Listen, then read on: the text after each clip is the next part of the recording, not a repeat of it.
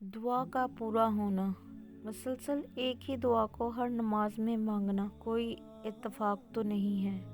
यकीन रखो, अगर अल्लाह दिल से दुआ का ख्याल नहीं निकाल रहा तो फिर इस दुआ का पूरा होना तुम्हारे नसीब में लिखा जा चुका है।